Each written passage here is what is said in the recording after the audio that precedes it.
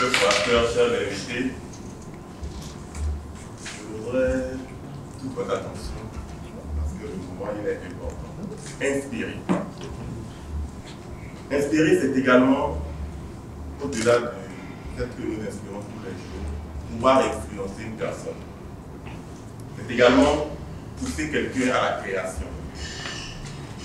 Le pousser à créer un point de vue nouveau. Avoir un regard nouveau sur une émotion, une façon de voir quelque chose, même au-delà, avoir un nouveau point de vue sur son avenir professionnel. C'est encourager en un mot à réfléchir sur sa vie. Et c'est à tous ces exercices que notre collègue Jean-Michel Baguidi s'est prêté depuis un certain temps. Et ce soir, il veut nous livrer le fruit.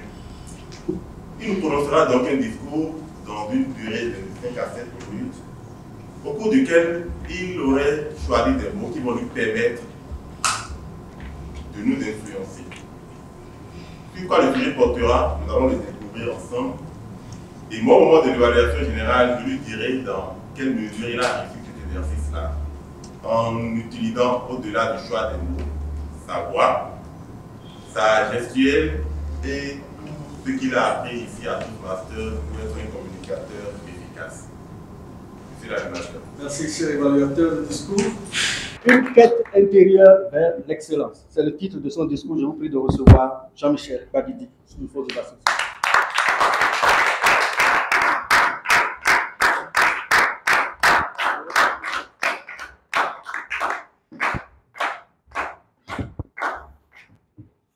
Lorsqu'on a demandé aux hommes qui ont marqué l'histoire par leur réussite, par leur conviction, à croire en la réalisation de leurs rêves, que faut-il pour réussir? Tous ont attribué la réussite et le succès au travail acharné, de la persévérance, des études, des sacrifices et de l'amour. Paulo Coelho disait dans un de ses livres que nous décidons d'être soit une victime du monde ou un aventurier à la recherche d'un trésor. Tout dépend de la manière dont nous concevons notre vie. Chers collègues Toastmasters, distingués invités, permettez-moi de vous emmener dans un voyage introspectif, une odyssée qui transcende nos valeurs humaines et notre engagement à réussir. Il me plaît de vous poser une question. Rêvez-vous? Oui, bien sûr. Magnifique. Mais je ne parle pas ici d'une simple vision, non, ni d'une pensée extraordinaire, pas du tout. Je parle ici de cet espoir ardent qui brûle en nous, de l'audace d'espérer que nos plus beaux rêves se réaliseront. Personnellement, j'ai été fou de rêver, je dois le reconnaître, et je le suis encore, la preuve étant que je suis devant vous ce soir. J'ai rêvé du sommet. J'ai rêvé d'un environnement où tout homme pourrait découvrir tout son potentiel et parvenir à l'excellence. J'ai rêvé d'un environnement, d'un endroit où être soi-même est une valeur essentielle et inaliénable. Lorsque je faisais mes premiers pas dans le monde professionnel, ma première leçon fut la bienveillance, l'humilité, l'engagement à servir et à bien faire, la passion d'apprendre et la patience. Tous des qualités qui m'ont permis de réussir à plusieurs postes. Mais je le reconnais, à certains moments éprouvants, et il y en a eu, j'ai souhaité abandonner. Mais j'ai toujours eu des personnes formidables qui m'ont incité à chaque genou à terre, à chaque chute, à me relever la tête haute. Au sein de notre mouvement, nous comptons des modèles vivants, des personnes qui ont fait le parcours et qui accompagnent ceux qui l'entreprennent. Des personnes pétries de sagesse et de bons conseils. 2 ans après avoir rejoint le mouvement Toastmasters, et je suis toujours émerveillé. Je suis ébloui lorsque je revois un orateur après simplement 2 mois. Il m'impressionne. Non pas par son aisance au lutrin, mais par sa capacité à captiver et à inspirer son auditoire, son développement personnel et sa confiance en lui. Comment explique-t-on une telle transformation? Pour moi, c'est 3 aspects. Tout d'abord, la pleine conscience de notre potentiel. Cela passe par notre prix de glace, le tout nouveau discours que chaque nouveau membre fait après son intégration. C'est un tremplin qui nous permet de réaliser que nous pouvons réussir et que nous devons réussir. Ensuite, la rigueur mentale. Cet aspect est nécessaire à l'accomplissement de tout notre potentiel.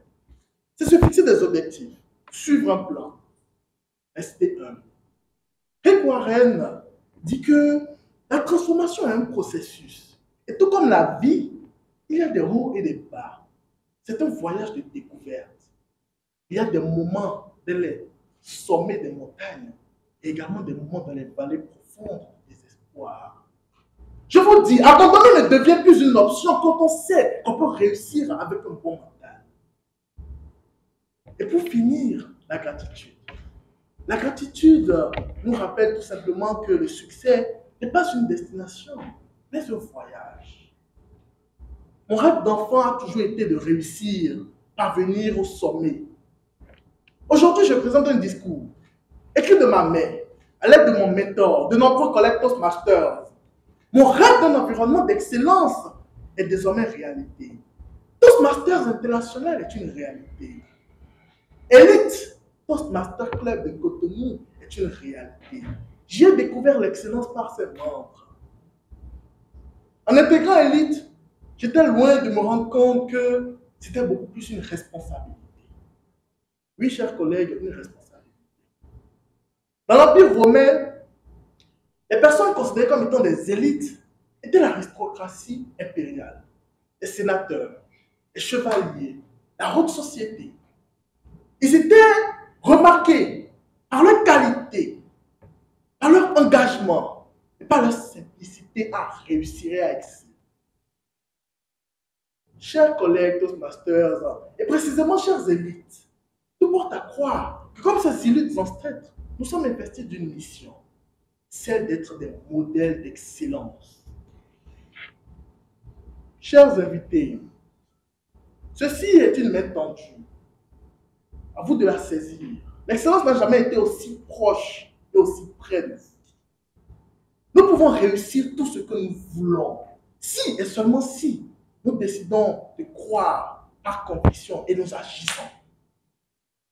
Aujourd'hui, je ne considère peut-être pas que j'ai réussi, mais le chemin est clair devant moi. Oui. Pour nous, les élites, ceci est un rappel de qui nous sommes, de notre engagement envers ce club et envers nous-mêmes. Élite une fois, élite toujours. Chers collègues, élite une fois, élite toujours. Rendez-vous son.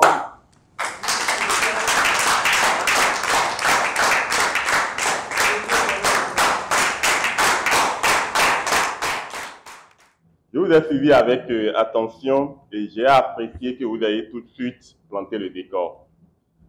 La plupart de ceux qui ont réussi ont comme secret le travail acharné, la persévérance. J'ai apprécié que vous ayez tout de suite connecté à l'auditoire. Pas une question subtile, est-ce que vous avez des rêves, est-ce que vous rêvez? Vous avez essayé à partager avec nous un contenu riche et intéressant. Une anecdote de votre vie professionnelle, votre recherche d'un environnement favorable, tel que là où nous sommes actuellement, qui permet de réveiller le potentiel. Tout cela était bien fait. Vous avez continué en partageant avec nous 3 aspects qui permettent de progresser: la pleine conscience de son potentiel, la rigueur mentale, la gratitude qui permet par moment de se remettre en cause et de se satisfaire de sa situation, tout en sachant et en restant conscient qu'il y aura des hauts et puis des bas. Félicitations pour tout cela.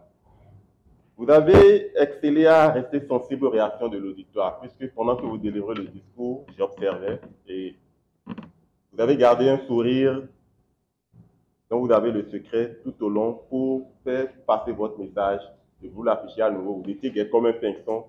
Je vous félicite, cher collègue Jean-Michel Bagidi. Et je vous dis que vous avez atteint à ce niveau les objectifs du projet Inspirer son auditoire.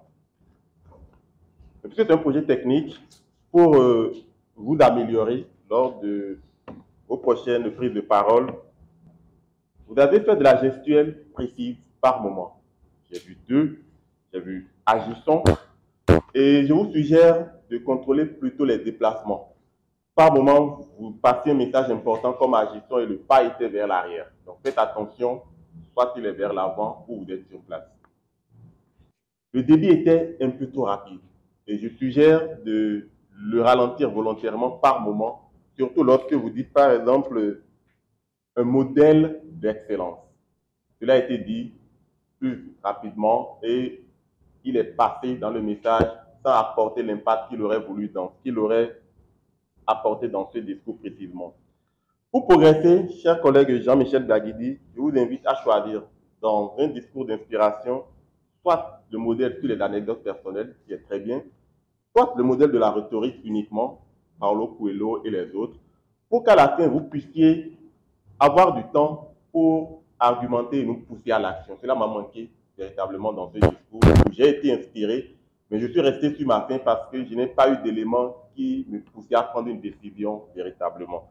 Félicitations à vous, objectif atteint. Revenez nous en prenant en compte ces petites observations pour encore une meilleure prestation. Madame l'évaluatrice générale,